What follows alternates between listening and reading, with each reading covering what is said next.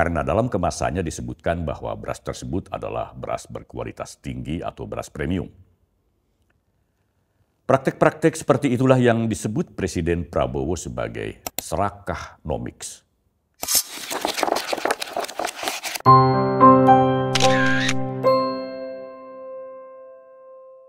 Kawan Minmot, ada sebuah istilah baru menyangkut perekonomian yang dikemukakan Presiden Prabowo Subianto dalam 2 kali pidatonya pada minggu ketiga bulan Juli tahun ini.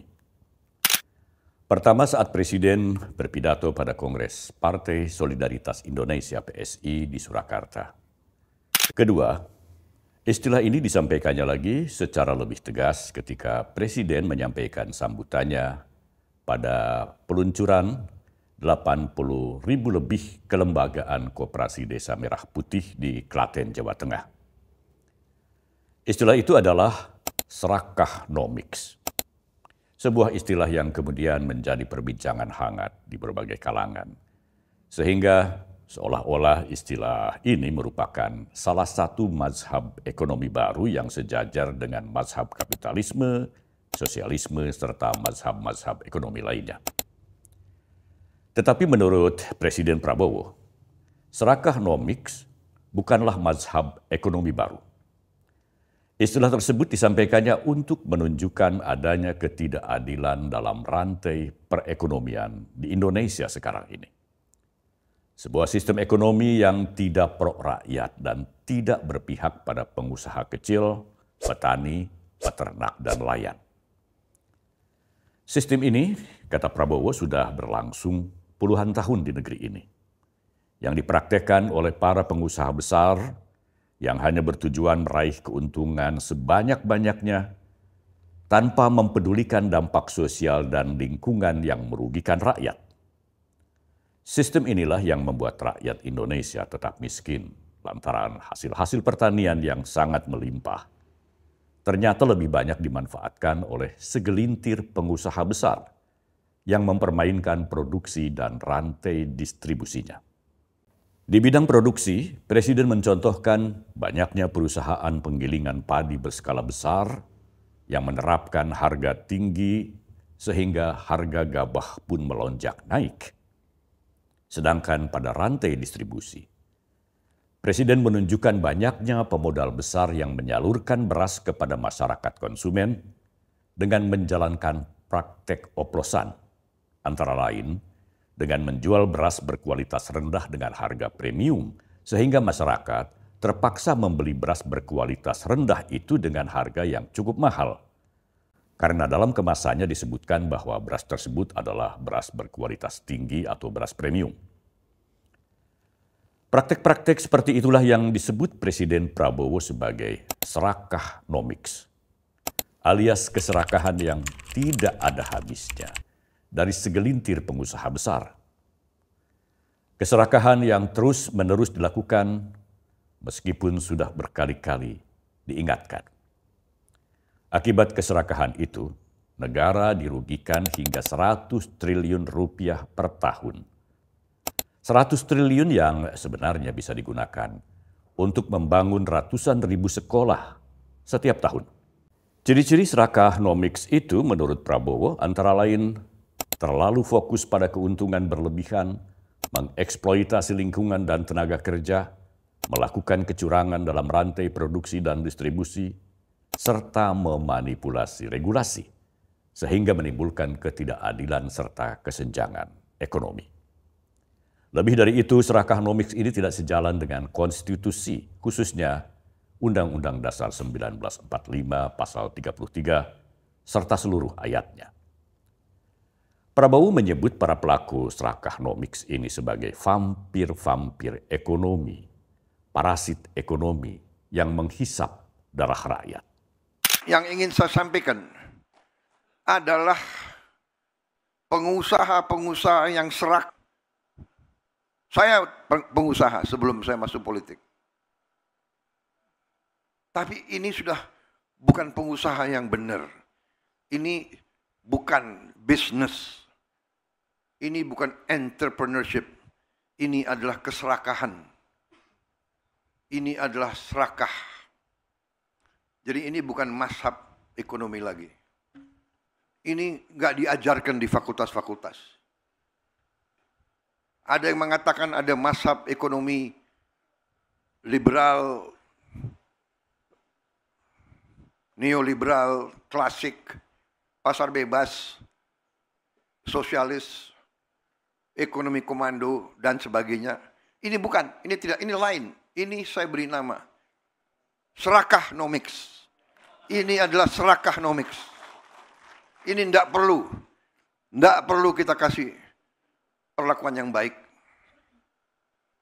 Saya sudah kasih warning berkali-kali, sekian bulan. Tolonglah patuhi ketentuan, patuhi undang-undang. Masa tega? Petani setengah mati.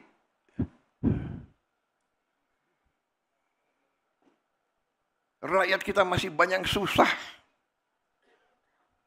Ada yang mau cari keuntungan di atas penderitaan rakyat. Itu namanya adalah mengisep darahnya rakyat. Itu adalah menurut saya parasit, mengisep darah. Vampir ekonomi. Jadi saudara-saudara, bisa bayangkan nggak? Kalau kita tertibkan ini, kita punya 100 triliun tiap tahun. 5 tahun kita punya 1000 triliun. Ya, Menteri Keuangan, kita perbaiki sekolah. Kita hanya mampu memperbaiki 11.000 sekolah tahun ini. Anggarannya 19 triliun. 19 triliun. Kalau saya punya 100 triliun tiap tahun, berarti kita bisa perbaiki 100.000 sekolah. Kita punya 330.000 sekolah. Dalam 3,5 tahun kita akan perbaiki semua sekolah di seluruh Indonesia. Bayangkan saudara-saudara. Ini yang saya anggap sabotase ekonomi Indonesia. Menikam rakyat dari belakang. Dan ini kita harus hentikan. Jaksa Agung dan Kapolri, saya yakin saudara setia kepada bangsa dan rakyat Indonesia. Saya yakin kau setia kepada kedaulatan bangsa Indonesia. Usut tindak.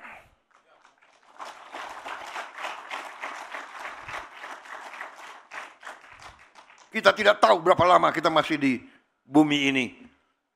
Bisa sewaktu-waktu kita dipanggil Yang Maha Kuasa.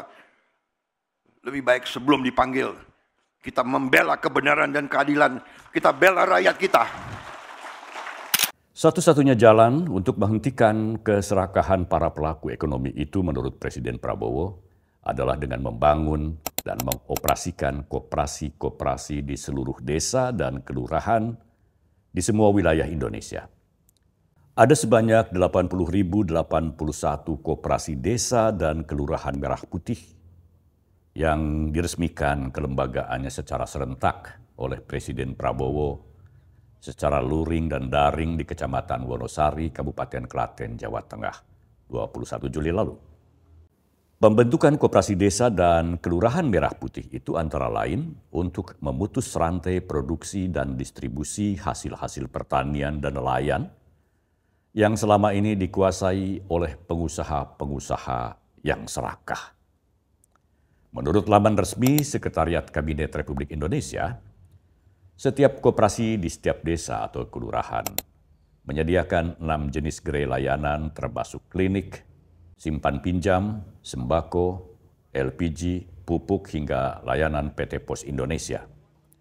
Di setiap koperasi desa dan kelurahan ini juga disediakan gudang besar yang dilengkapi dengan cold storage atau ruangan pendingin untuk menyimpan produk-produk pertanian dan perikanan yang belum sempat terjual agar tidak membusuk.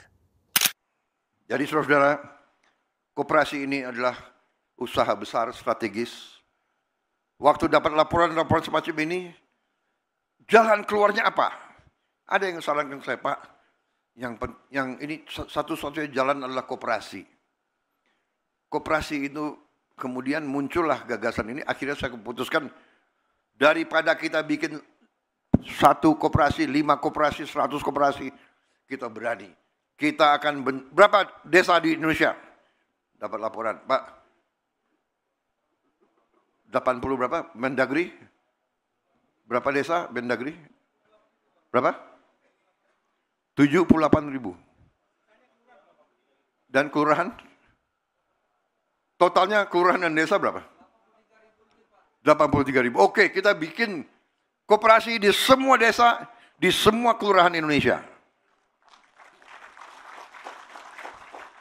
Saya kumpulkan beberapa menteri, langsung kita putuskan, tunjuk Menko Pangan sebagai ketua Satgas, rencanakan. Saya tanya, bisa atau tidak? Bisa, Pak. Oh, bagus, itu jawaban yang saya suka. Tidak bisa.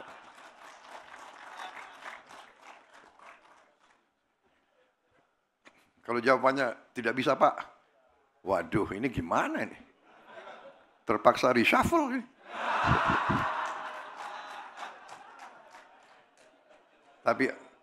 Tapi alhamdulillah yang hadir bisa, Pak. Menteri Koperasi bisa, Pak. Tapi saya jujur dalam hati saya, ya sudahlah, kira-kira Oktober, November nanti terbentuk, ya kan? Tahu-tahu laporan, Pak, kita Juli siap diresmikan. Hah? Berapa? 80.000 semuanya. Yang benar. Terima kasih, saudara-saudara sekalian. Dan katanya semua kerja sebagai satu tim. Bergerak semua. Terima kasih. Jadi ternyata kalau kita punya niat yang baik, kehendak yang baik, dorongan yang kuat, motivasi yang kuat, bisa. Yang tidak bisa jadi bisa. 80.000. Ini memang baru kelembagaan. Sebetulnya saya tidak mau acara besar-besaran, hanya kelembagaan. Tetapi saya diyakinkan, Pak, sudah ada 100 lebih, 108 model yang sudah berdiri. Karena bupati-bupati antusias, wali kota antusias, semua mendukung. Ada aset-aset yang tidak dipakai, diserahkan kepada koperasi. Jadi saya pikir oke, untuk mendorong kepercayaan diri, kita luncurkan. Ternyata muncul, Pak, yang hadir di Jawa Tengah, semua kepala desa. Luar biasa, terima kasih. Terima kasih semua kepala desa, semua badan musyawarah. Saya mengerti untuk hadir di sini bukan usaha yang ringan. Presiden Prabowo juga mengatakan bahwa konsep koperasi yang berasaskan gotong royong ini telah dibangun sejak lama di Indonesia. Gerakan koperasi, ujar Presiden, tidak disukai oleh para pemodal besar karena dianggap bisa menjadi pesaing. Sedangkan koperasi adalah alatnya orang yang lemah, dengan konsep yang sederhana. Presiden mengibaratkan konsep koperasi sebagai konsep lidi. Sebatang lidi yang lemah, jika disatukan dengan puluhan dan ratusan lidi lainnya, tentunya akan menjadi kuat, sehingga dapat membantu kita semua. Koperasi, kata Prabowo, merupakan alat yang digunakan oleh masyarakat yang belum memiliki kekuatan ekonomi. Tetapi Prabowo juga berharap koperasi desa dan kelurahan Merah Putih ini diawasi dengan ketat oleh jajaran pemerintahan terkait serta para pemimpin daerah hingga para kepala desa. Jangan sampai hanya memperkaya para pengurusnya. Berdasarkan liputan tim media Sekretariat Presiden, Kehadiran Koperasi Desa dan Kelurahan Merah Putih ini sudah ditunggu-tunggu oleh masyarakat, seperti yang disampaikan beberapa warga berikut ini. Ya saya harap kan harganya lebih murah, bisa terjangkau masyarakat kecil gitu loh Bu. Maksudnya kedepannya lebih baik lagi lah Bu. Harganya lebih miring biar yang rakyat yang kecil, yang pedagang bisa dapat harga yang lebih murah daripada udah ke tangan keberapa kan Bu. Ya semoga dengan keadaannya ada koperasi bisa membantu masyarakat bisa mentangan dan wilayah yang lainnya. Sampai di sini dulu kawan Minmot. Terima kasih untuk Anda yang tetap setia menjadi subscriber kami dan Anda yang baru mensubscribe channel ini. Juga terima kasih untuk Anda yang sering memberikan like dan komentar. Salam Minmot.